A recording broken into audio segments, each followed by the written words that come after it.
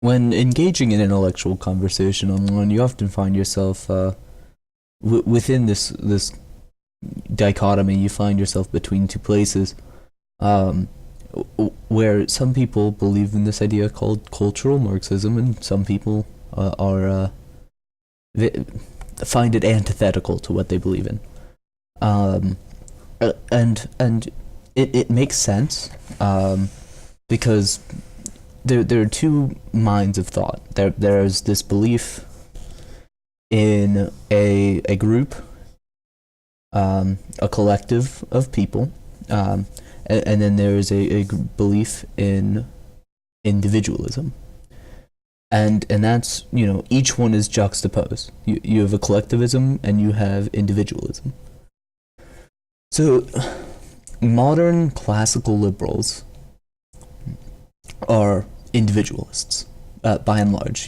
Not all, but yes, you'll often find that liberals, and liberal things are individual, where illiberal things and things antithetical to liberalism are more collectivism, or collectivist rather.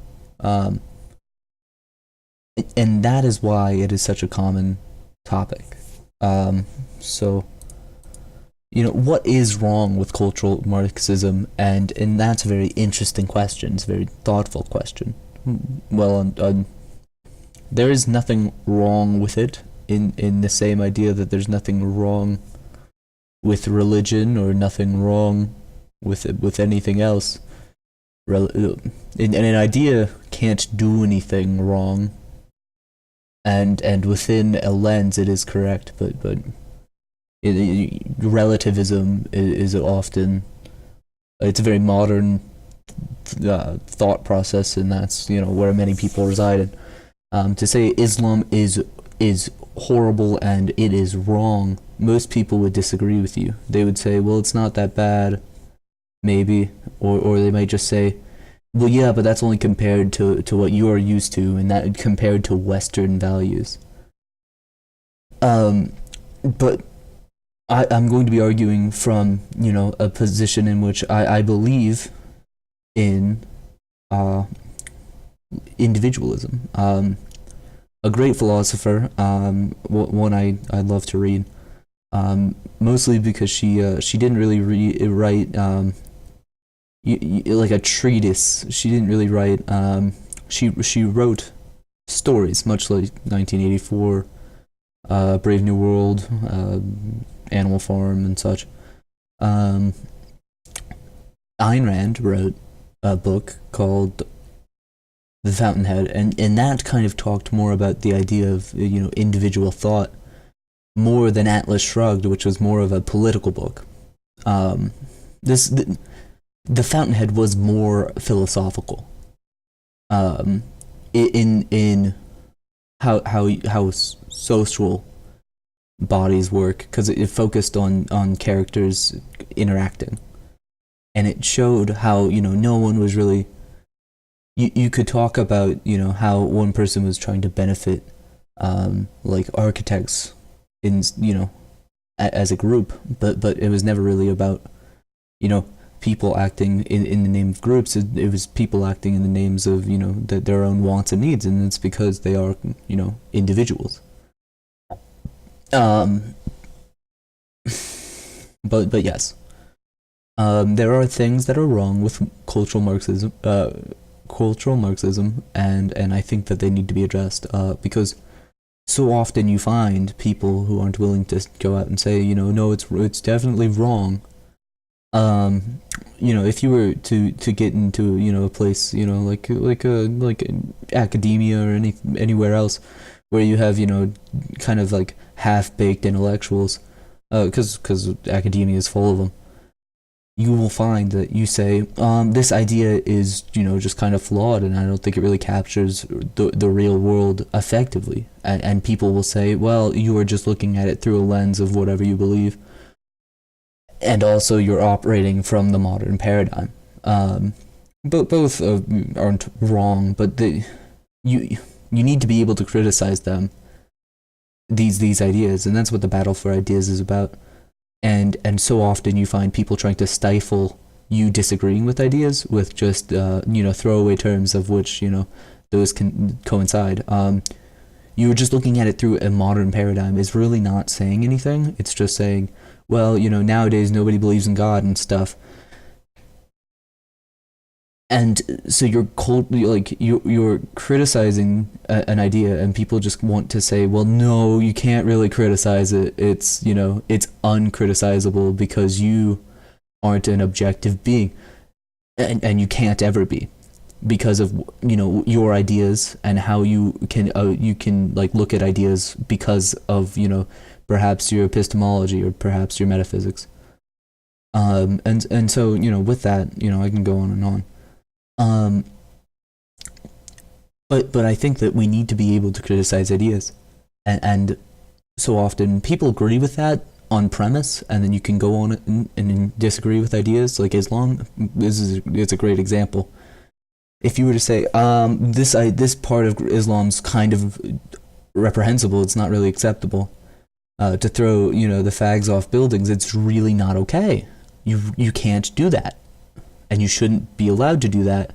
And because in most Muslim nations you can, and people do, even in a lot of them it's punishable by death, but even if it's legal, there's often such social ramifications of them just killing them anyway, or assaulting them.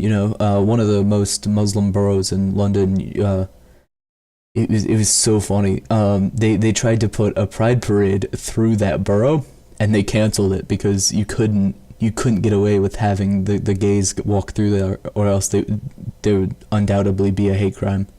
And so you had little bands of Muslim men walking around at night, and if they saw like chicks being slutty or gays like holding hands or anything, they'd go and they'd beat the shit out of them. So there was that, like.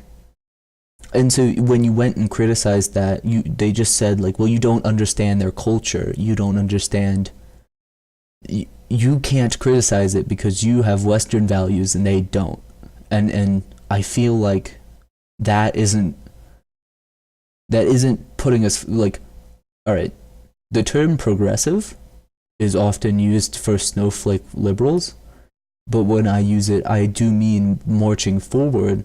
That isn't intellectually progressive. That isn't marching us forward in this battle of ideas. Because, if everybody was just cool with mercantilism, we would have never had capitalism. A lot of the great empires, were mercantile, like England, where they would, or not England really. Spain would be a better example. Because they'd take colonies, and so you'd set up a colony, and then Spain would kill the natives because they didn't live there, and then they'd take all the silver and gold, and then they'd just leave. And what would have better benefited them is what England did, and they set up colonies, and eventually the colonies got to be their own entities, and then they started trading. And one of the basic beliefs in economics is to say, when engaging in trade, so long as you both have comparative advantages, you can always be better off, because you're trading off. If you have a division of labor, I can better work at making microprocessors, and you can better work at I don't know, farming. Which is a common case, or was a common case in the 90s. Japan was incredibly great at creating microprocessors, and we, the U.S., were great at farming and giving, stuff like that. So Japan often, won on produce and stuff because we had, great abundance ever since, the Great Depression, because we subsidized farming a ton. And Japan had a great economy for electronics, so we both won. And so people will say, oh, well, we need to win. We need to China is eating our lunch, which is a silly topic. I was gonna make a video on it, but it just felt so drawn out. I had been planning it out, and I had so many different things in OBS, and it felt like it wasn't going to accomplish anything because people are so.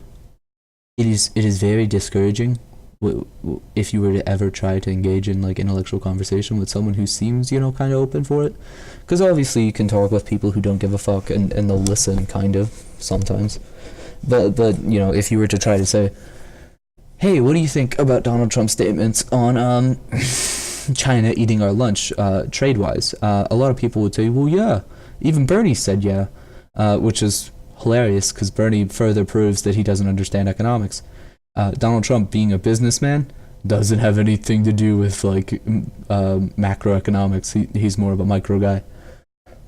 And so even if you were to do it in such a way where you aren't challenging their beliefs outright, you kind of say, because like there's a way in which you need to speak for people to actually, learn. You can't just start attacking people's beliefs, or else they'll kind of shut down on you. You need to be more, easing them towards your position. And this isn't like that. It sounds like you're really like doing like Jedi mind tricks on them, but you're not. You want to teach them, and they don't want to learn until you tell them how it works. So with that, that's a segue into what's wrong with cultural Marxism. Well, you can't go outright and just say, well, it's just stupid, it's silly, Marx is wrong, ergo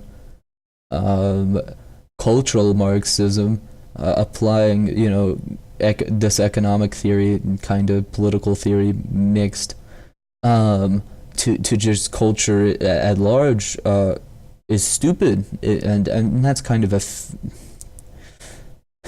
it's a very surface level argument, but sure, that's kind of fair. If I were to take a system of belief, let's say, I don't know, take the scientific method for looking at the speed of falling balls in that one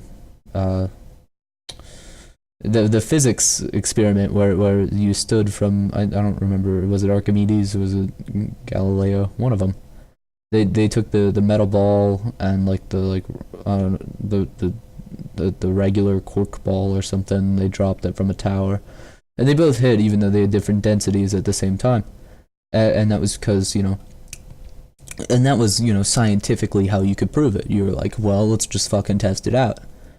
And so you could take a scientific method and apply it to different things, like analyzing, two different, political bodies. You could use the scientific method to do comparative politics, and it's very interesting. And so, that's, if it works both ways there, why can't it not work both ways in another place? But I want to get a little bit more in depth. So Marx believed that there was the proletariat and the bourgeois and the communism, and so you look at it, and Marx. People always give Marx a hard time, and I'm a free market capitalist, and so I should, of all people, probably hate him more than anyone else. But I don't. He never got to see his idea acted out. If he had seen how it went, he would have never, have written it with so much passion. Because if he had seen how well it would have failed, he would have clearly been like, oops, I was fucking wrong. I was so incredibly wrong. I'm so sorry. But he, alas, he never did, and so you can look back at his books and see, with how much pride he wrote. And likewise, if you Darwin tried to write a kind of a second theory of evolution, because he got some of this shit wrong in his first one, and his second one was worse, and so he had to backtrack after seeing how wrong his second one was. Um, except he didn't because he died. So and it's a very common thing. You believe whatever you want to believe until you have evidence to suggest the otherwise. And so if you expect it to work, and this is getting more into like kind of something like stoicism. If you believe something to work and you have no evidence to suggest that it won't, you would never expect it not to work. And likewise, Marx thought it would work, and so he wrote it, with passion, and said, "We got to do it because it will work and it will be the best," and it wasn't.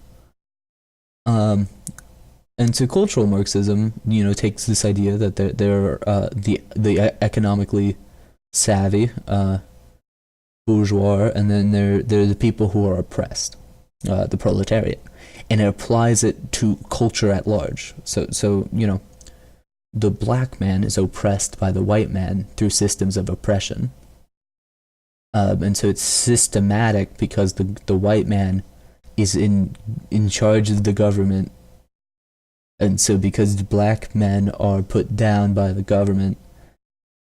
All right, you need to understand that they understand as they see the world.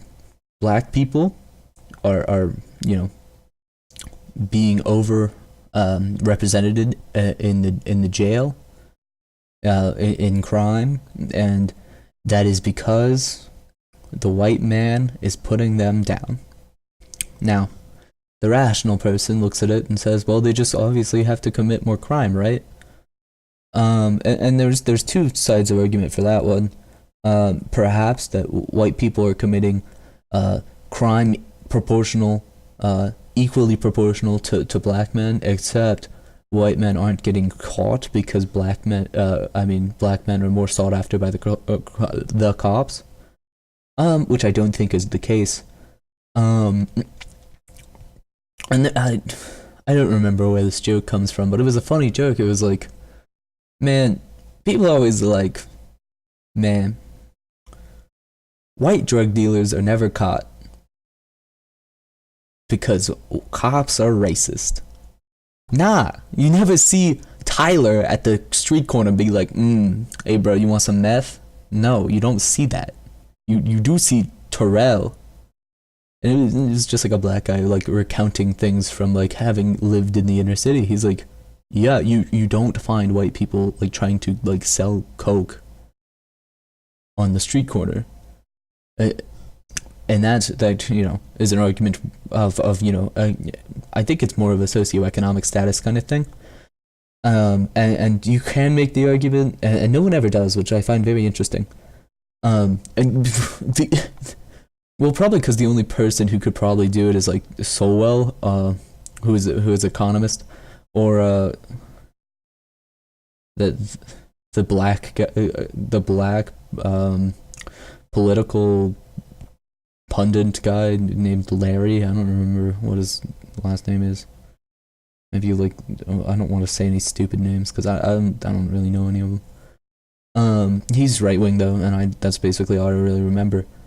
Well, you can look at like he kind of makes the argument. All right, so you could say that because of food stamps and because of the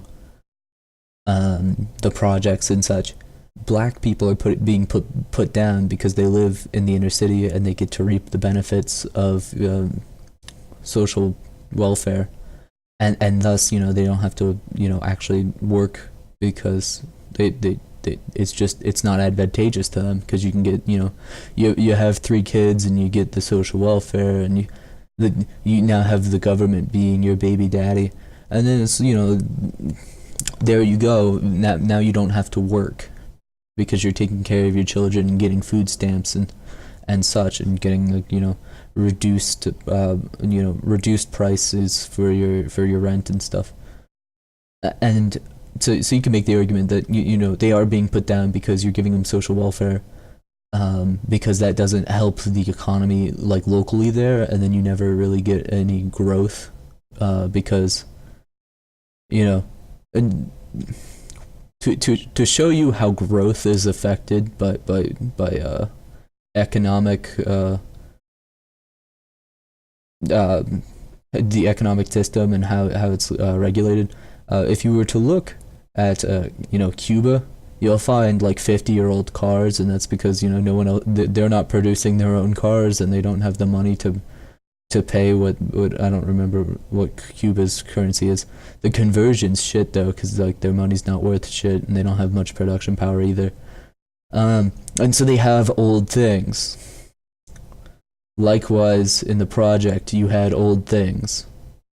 It's a very easy to like show you a parallel, and so the legislation is kind of poor when it comes to social welfare, because it's very hard to get someone to be willing to take away money from people.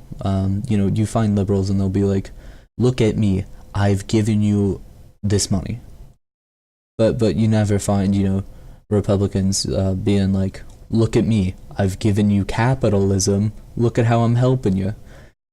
I removed the money I was going to give to like, I don't know.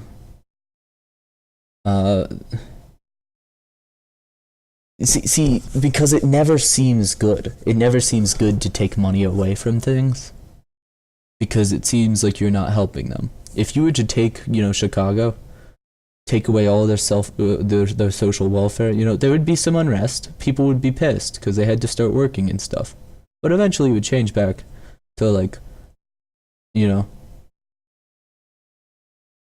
would be one of our best cities if there was, no social welfare. And it's because that stifles innovation, that stifles, economic progress. Free market capitalism works best, and so when you're not throwing money at people, it's not hurting them. It might hurt them short run because, oh no, I'm a little famished, I don't have any money for food, and then they'd learn to get a job, and then they'd be like, okay, well, I have my own apartment now, and I'm paying for it with the money I'm earning from my job, and I have food. And then they're like, oh, well, now I have a condo and I own my condo, and so now when I die I can pass my condo on to my kids. And then they'll be like, okay, well, I sold my dad's condo and I have a house now, and then they can pass that house on to their kids, and then their kids will be at getting like doctorates and stuff, and then like then they're like, well, I bought my own house and I sold my mom's house, and then we bought her a better house. It's very cut and dry, very flat progress, but it makes sense, and so cultural Marxism is what it does is it takes the collective, an oppressed class, and it says it's being put down by a different collective who's in power. So men make up most of our Congress, I think most of our Senate, not all, and all presidents ever elected. And so feminists, which is a dead trodden out argument, their argument rather is that men put down women because men are in power and women aren't in power. And so they argue for equal outcome, not equal opportunity, often associated with this issue. Cultural Marxism does not associate anything down to the individual, spare what they're gaining from their collective status. So a white person can't come, the power lies not in what the individual has or has not. It's solely like perhaps, what's between their legs or their melanin content. Tariq Nasheed once said that the homeless white man has more privilege than him being like a millionaire black person. And so and what he's saying isn't wrong in the social, their social cultural Marxist stack. because what they're saying is privilege is inherited through what race you are and what gender you are, and many, the meme of being like a quadriplegic, depressed, schizophrenic, bipolar, dragonkin Mexican female. That's a joke because it's taking this the totem pole of cultural Marxism, which is the progressive stack, which is I think it's the whatever it was, the protest on Wall Street, the March on Wall Street, or whatever it was. That's where it really derived. It was popularized by that movement. And so it takes, the meme I just recited would be, first on the speaking list, and the heterosexual white Christian male would be at the end of the line. Regardless of who possesses the ability to speak or has knowledge, it doesn't matter what the individual has, because it is solely determined by which characteristics you inherent from your status via what you're made up of in this weird. It's very platonic, because it doesn't say anything about the physical world. It just says, kind of like, well, before we were born, you were decided upon being white, and then and male, and such. You now are the worst, and you hate women, and you hate blacks, and likewise, we have decided that you will be a black female. Now march on to the earth and take it by storm, you oppressed little downtrodden person. And that's kind of, I think that's a pretty good way of saying it. That it is pretty, like, it has to, and people always compare it with the original sin, and I think that's a fair, conflation, because it does have to do with what this, like, idea of being like, well, the world started and you'd always been a dick. I don't know. White people just, did. And I don't think that's true, but that's really how they believe it. What often not ever cited anywhere is that, the Muslims enslaved the whites, but, like, black people take more homage with being a slave than any other group. And one of the most fucked up things I've ever heard is that black people should have been they should be more appreciative. We spend a lot of money on them. It was like, what, dude, that's fucked up. That's fucked up. I wouldn't put it like that. Even after they were here and we spent a lot of money on them, we treated them like shit. And even after their ancestors were here and they were free from being slaves and they're trying to make it in, like, the city or some shit, we wouldn't let them vote or drink from our water fountains.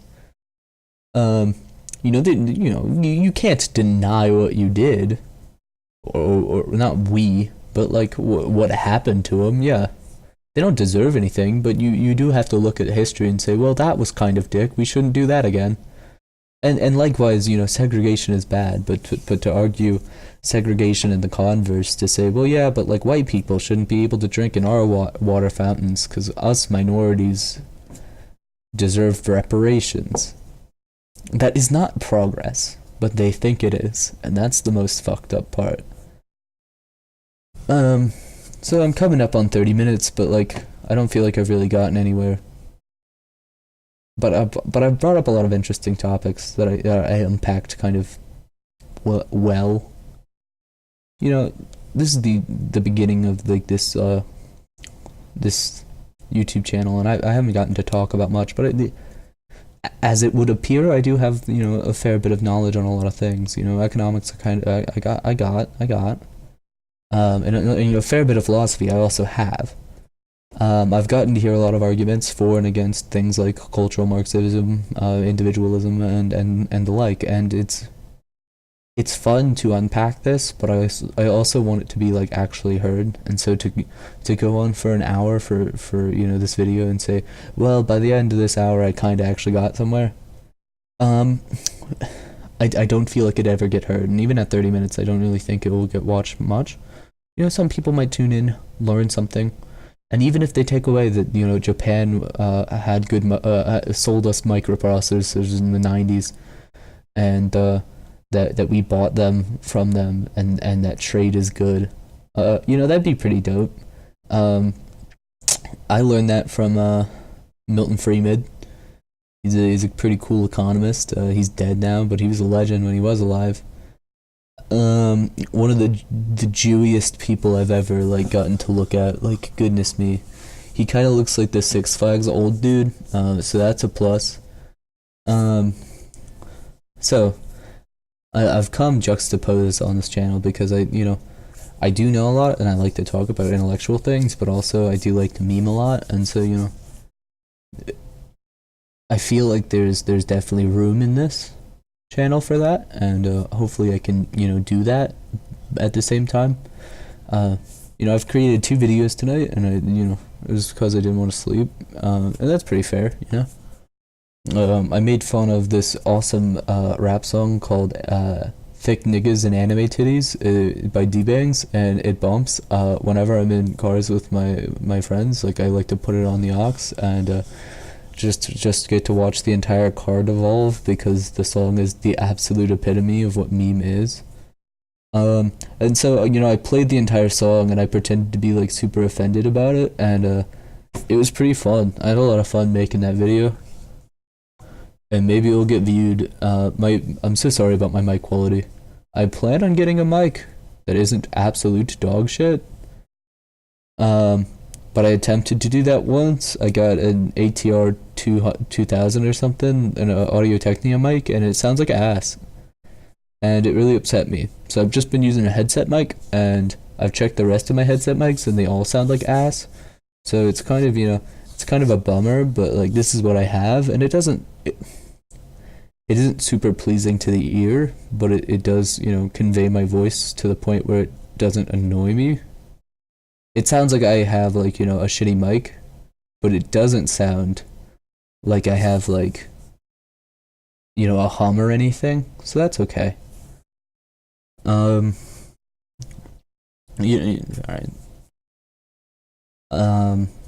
And so, with that, I think I'm kind of done on this video.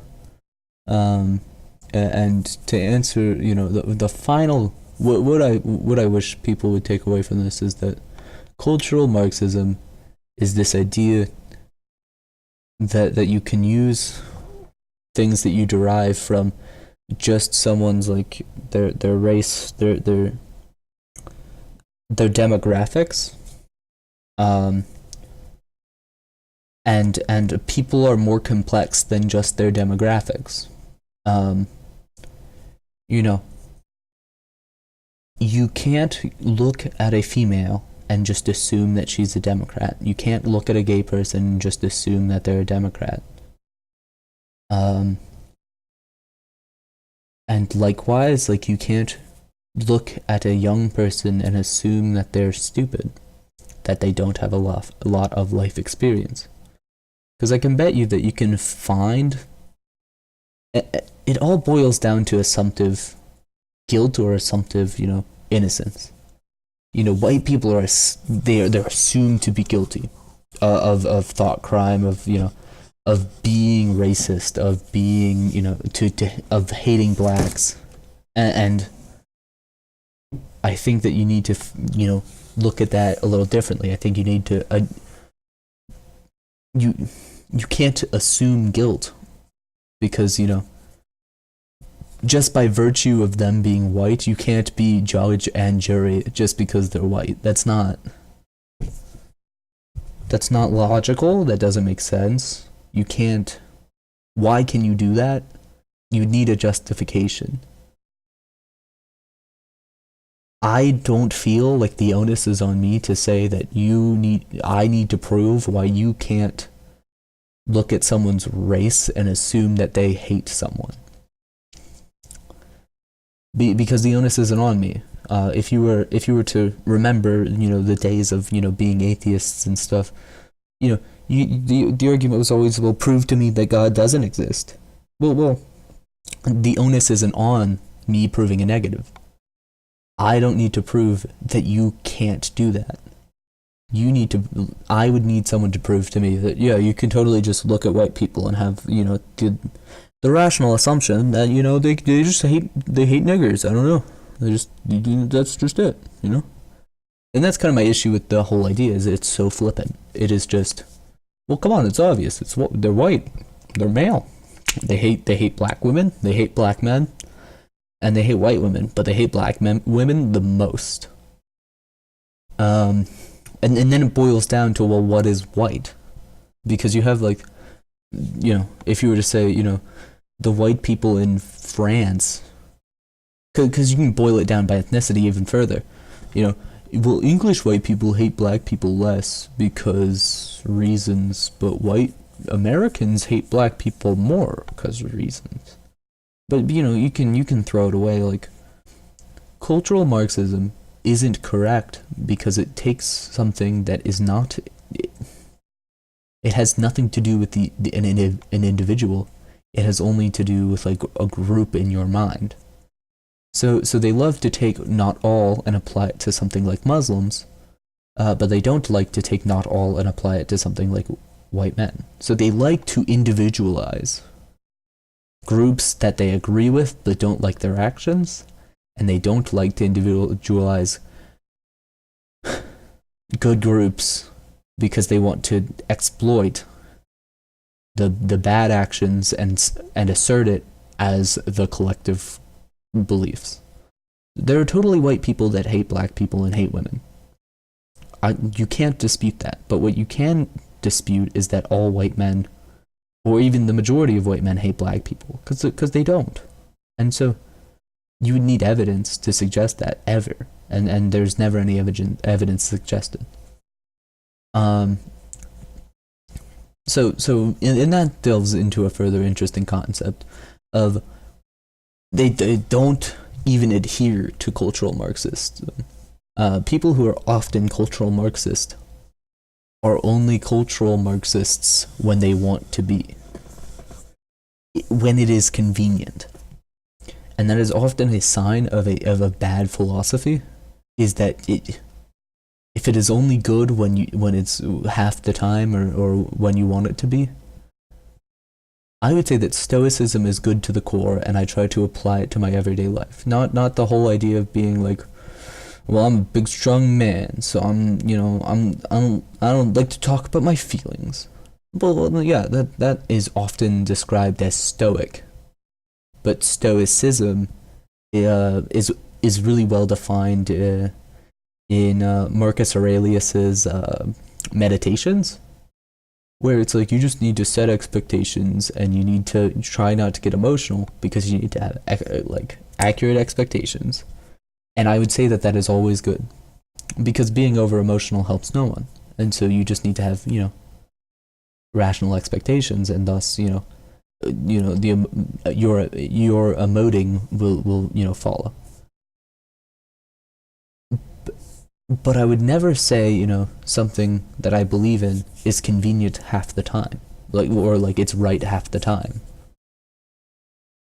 And I think that's, with that, I think I can end it, because, that gets me to a definite point where cultural Marxists really do use it inconsistently and often don't use it as like a personal philosophy, but a tool in which you can demonize a group that you disagree with.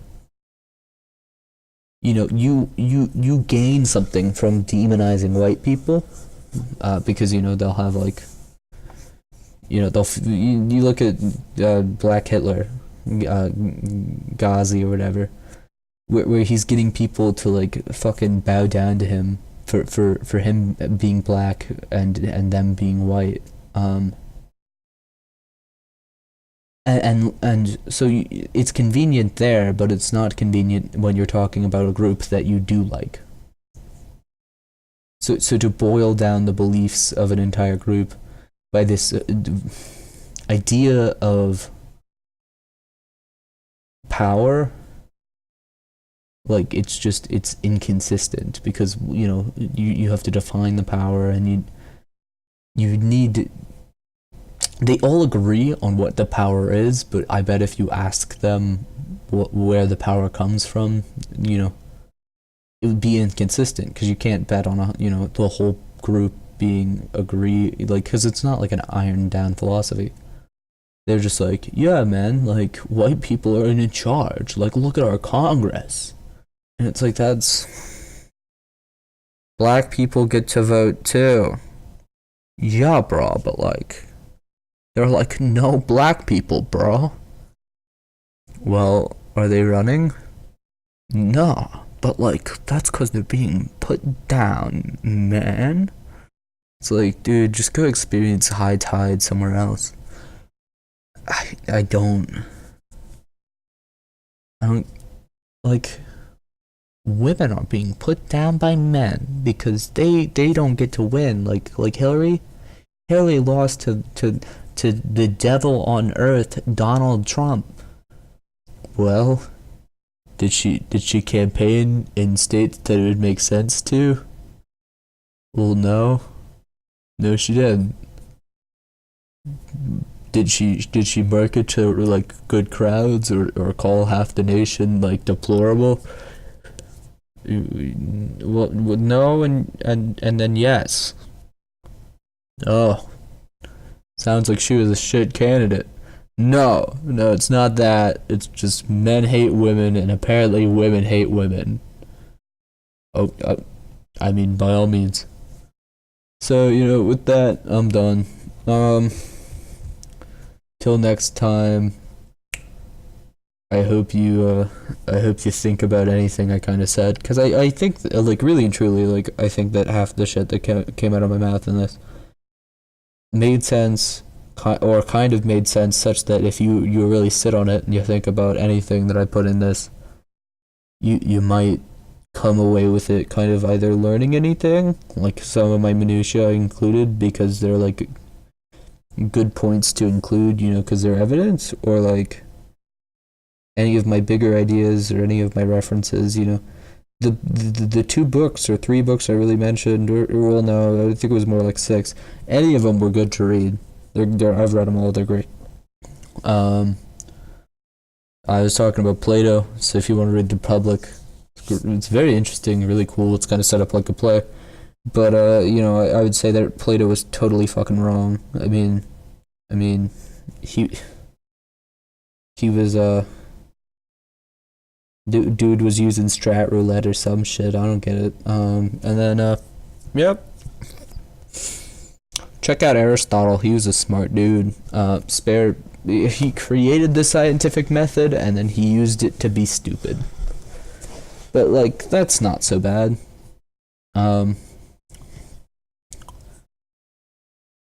So, it's pretty much it. The stuff I talked about was, it's something to think about. Because I think that, if more people were able to take this idea and be able to just shut it down, it would make life a lot easier now, wouldn't it? Because when you find an entire,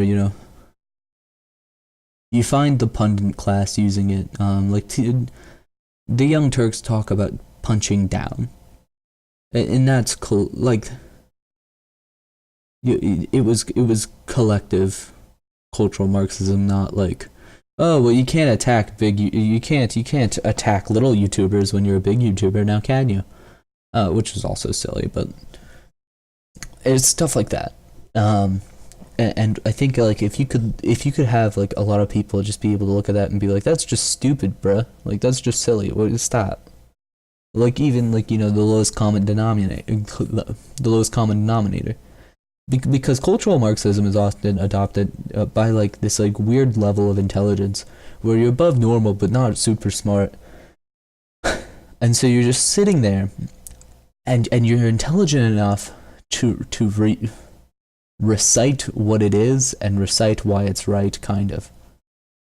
and believe it, but you're not intelligent enough to look at it and say that it's wrong because someone said it was right once and you believed them. And someone who was really, really smart. Marx was smart. This wasn't a power grab by him, in essence. His economic theory was, and yet, yeah, I mean, it was kind of a power grab. He wanted, true equal outcome, and so, because that's all that's fair. Yarenbrook made a great book called, Equal is Unfair or something. I think it's that, and it is a cool book, and it talks about that on an economic level. But if you were to take that and apply it through, to culture and to social, like the social aspects of living, you'd find that it would make sense just here too. Because inequality is fair. It is all that really is fair. If someone's to work harder than you, they deserve more things than you because they spent more time working. Well, they deserve more, total life net things, not like if someone works really hard and then gambles all their shit away, and then you're like, whoa, this guy who worked like 40 hours has all of his stuff. This guy who worked like 80 hours has none of his shit. Isn't that unfair? It's like, no, he's fucking gambling. What an idiot. But, there's always that person that's like, well, actually, pushes up glasses. I disagree. And it's like, well, whatever. But yeah, I think that this kind of succinctly took this idea, unpacked it, brought up some points with it, and then compacted it back down to why it's stupid. Because I mean, it is, and I can say that at the end. You can't say it at the beginning, or rather, you shouldn't. I'm in no position to tell you what to do, but you shouldn't, because it's not persuasive.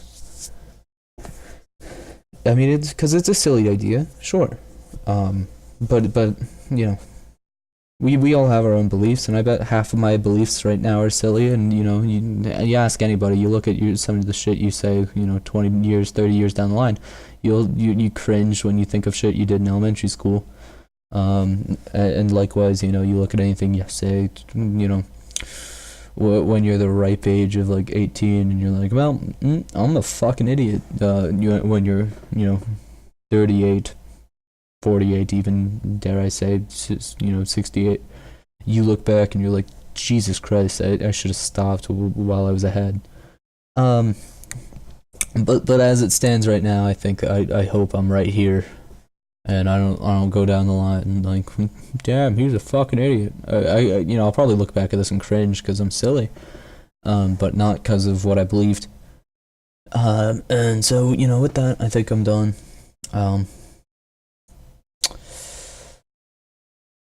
I haven't come up with anything to end my videos with. I could meme with the spoon clank and the peace out. That's it. I could meme with the god fucking speed, but I think it's just more of a that's pretty much it. Gang a fam.